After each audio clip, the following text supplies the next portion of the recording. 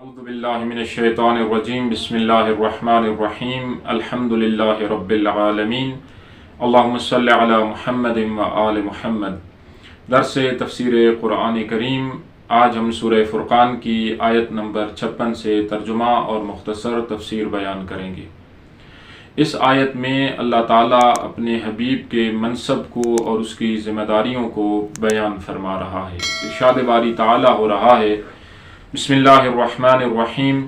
وما ارسلناک الا مبشرا ونذیرا، ہم نے تو تجھے صرف خوشخبری دینے اور ڈرانے والا بنا کر بھیجا ہے۔ اس آیت میں اللہ رب العزت پیغمبر گرامی اسلام کو تسلی دے رہا ہے کہ ان کو درست راستہ بتانے کے باوجود، اللہ کا پیغام پہنچانے کے باوجود اگر یہ درست راستے کا انتخاب نہیں کرتے تو اس میں آپ کے لیے کوئی پریشان ہونے کی بات نہیں ہے۔ آپ کا فریضہ یہ ہے کہ آپ نے اللہ کا پیغام پہنچانا ہے۔ وہ لوگ کہ جو اللہ کے پیغام کو قبول کریں گے ان کے لیے جنت اور نعمات کی خوشخبری ہے، اور وہ لوگ کہ جو اللہ کے پیغام سے، اللہ کے فرمان سے روگردانی اختیار کریں گے ان کے لیے اللہ کا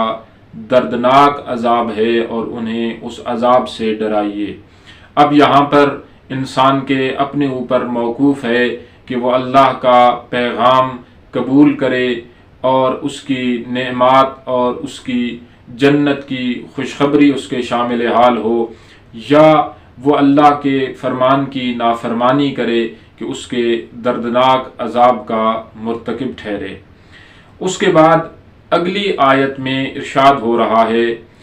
قُلْ مَا أَسْأَلُكُمْ عَلَيْهِ مِنْ أَجْرٍ إِلَّا مَنْ شَاءَ أَنْ يَتَّخِذَ إِلَىٰ رَبِّهِ سَبِيلًا، میرا حبیب ان سے کہہ دے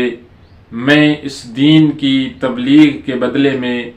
تم سے کسی قسم کی اجرت کا مطالبہ نہیں کرتا۔ میری اجرت تو صرف یہی ہے کہ جو لوگ چاہیں اپنے پروردگار کا راستہ اختیار کر لیں۔ یہاں پر پیغمبر گرامی اسلام اپنی اس تبلیغ کی اجرت اللہ کے راستے کو اپنانے کو قرار دے رہے ہیں کہ اگر تم اللہ کا راستہ اپنا لو، جو راستہ اللہ نے دکھایا ہے، اگر اس راستے پر گامزن ہو جاؤ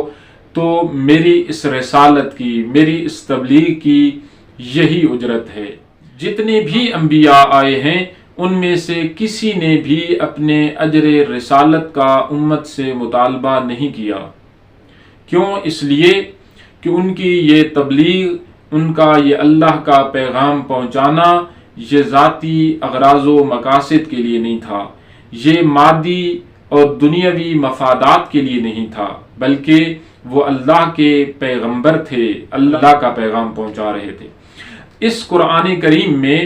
پیغمبر گرامی اسلام کی اجرت رسالت کے حوالے سے 3 تعبیریں قابل توجہ ہیں۔ ایک اسی آیت میں کہ جس میں ارشاد ہو رہا ہے کہ قُلْ لَا أَسْأَلُكُمْ عَلَيْهِ أَجْرًا، میں تم سے کسی اجر کا طالب نہیں ہوں مگر یہ کہ تم اللہ کے راستے پر آ جاؤ۔ اور اس کے علاوہ ایک دوسری تعبیر ہے کہ پیغمبر سے کہا گیا کہ میرا حبیب ان سے کہہ دو قُلْ لَا أَسْأَلُكُمْ عَلَيْهِ أَجْرًا إِلَّا الْمَوَدَّةَ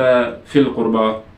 کہ میں اجر رسالت کا تم سے کسی چیز کا مطالبہ نہیں کرتا مگر یہ کہ تم میرے اہل بیت کے ساتھ مودت کرو، مخلصانہ محبت کرو۔ مخلصانہ محبت یعنی ان کی محبت تمہارے عمل سے ظاہر ہو، ان کی محبت کا اظہار تمہارے کردار سے ہو، اور تمہارا کردار اس بات کی گواہی دے کہ تم اہل بیت کے ساتھ محبت کرتے ہو۔ اور یہاں پہ ان 2 آیتوں میں بالکل کوئی تفاوت نہیں ہے کہ جب انسان حقیقی معنوں میں اللہ کے راستے پر چلے گا تو اس کا معنی یہ ہے کہ وہ خاندان رسالت کی پیروی اور اتباع کر رہا ہے۔ یہ ممکن ہی نہیں ہے کہ انسان اللہ کے راستے پر چلے لیکن اہل بیت کا دامن اس کے ہاتھ میں نہ ہو۔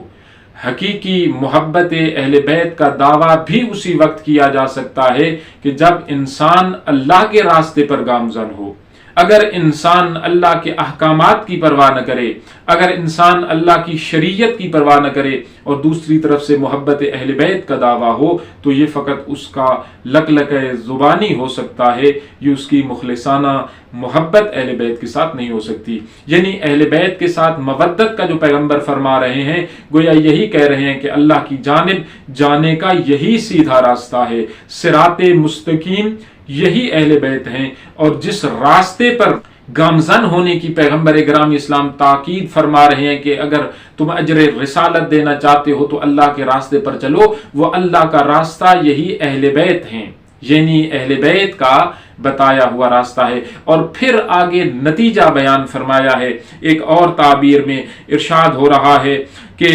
کل ما سألتکم من اجر فہو لکم ان اجری الا علی اللہ، میرا حبیب ان سے کہہ دے میں نے جو اجر رسالت طلب کیا ہے وہ تمہارے ہی فائدے میں ہے، میرا اجر تو صرف خدا پر ہے۔ میرا حبیب، اللہ اپنے حبیب کو یہ فرما رہا ہے کہ اپنی امت پر یہ واضح کر دے کہ میں اس اجر رسالت کا تم سے مطالبہ کر رہا ہوں،